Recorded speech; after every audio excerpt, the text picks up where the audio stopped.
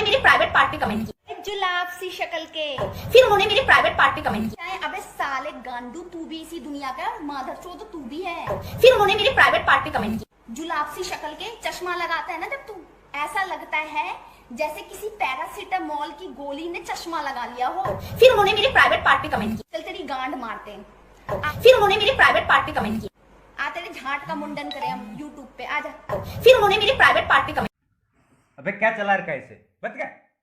नमस्कार दोस्तों, मैं वीडियो शुरू करने से पहले ऊपर वाले से दुआ करूंगा कि हमारे चहेते कलाकार सुशांत सिंह राजपूत को ऊपर वाला आत्मा की शांति दे। पहले जब हम स्कूल में थे तो प्यासा कौवा और भूखी लोमड़ी जैसी कहानियां सुनते थे, पर आज वेब सीरीज पे प्यासी औरत और भूखे मर्द जैसी कहानियां बच्चे देख रहे हैं। क्या मुकेश अंबानी जी ने इसीलिए इंडिया में जियो लॉन्च किया था, ताकि हमारे बच्चे ऐसी कहानियां देखें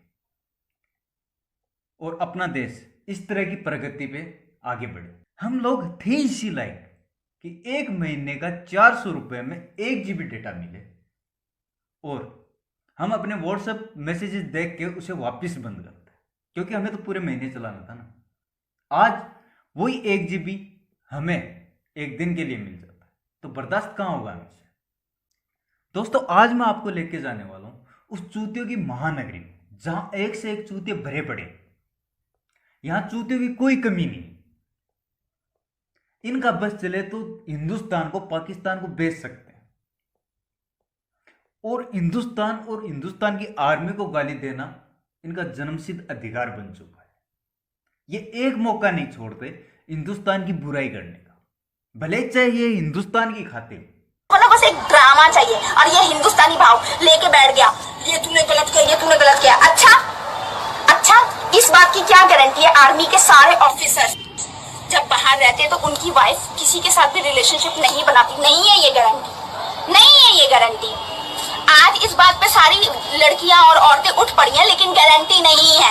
देखो मैडम, आप भले किसी सेलिब्रिटी को गाली दें, भले किसी नेता को गाली दें, या फिर भले किसी यूट्यूबर को गाली दें, हमारे भले आप वेब सीरीज किसी का पोर्न को सपोर्ट करें, हमारे भले चाहे आप एकता कपूर को सपोर्ट करें या हिंदुस्तानी भाव को, हमें कोई मतलब नहीं, पर इस देश को गाली देने का हक आपको नहीं है।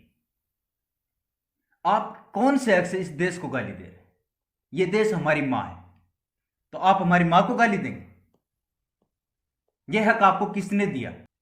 इस औरत ने उस औरत को गाली दी है, जो औरत अपने सुहाग को बॉर्डर की चलती हुई गोलियों में इसलिए भेज देती है ताकि हमारे देश के 130 करोड़ लोग, जिसमें हम और ये लड़की भी शामिल है, चैन से सो सके, चैन से रह सके।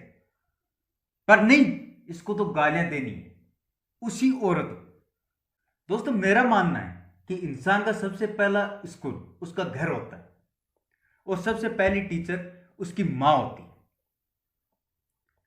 इन तरह की हरकतें देख के ऐसा लगता है कि उनके स्कूल में जो उनकी पहली टीचर थी, वो इनके वर्चुअल बाप, जिसको ये आज पापा बोलती, उनके मीटिंग के लिए बाहर जाने के बाद इनकी इस दुनिया में आने के लिए नींव रखी गई,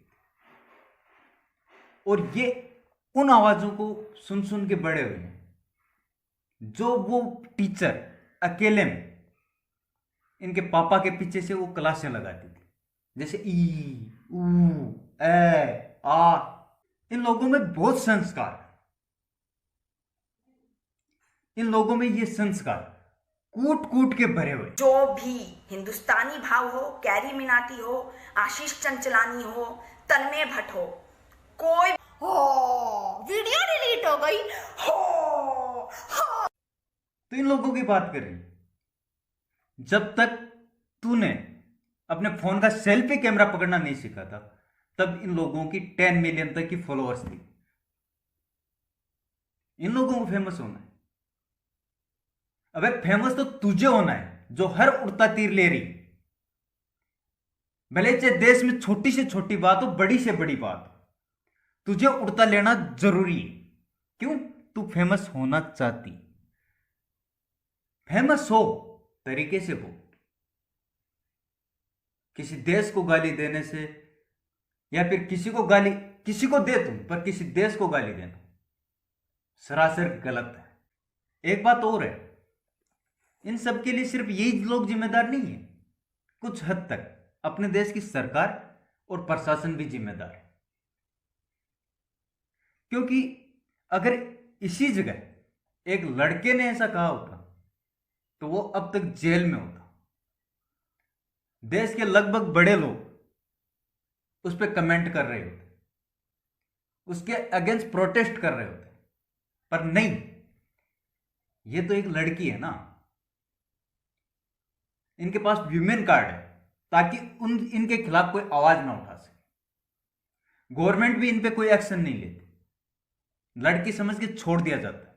और ये देश के राष्ट्रगान का, देश के तिरंगे का, देश की आर्मी तक का अपमान कर चुके हैं। ये सब पहली बार नहीं हो रहा, इससे पहले भी बहुत बार हो चुका है।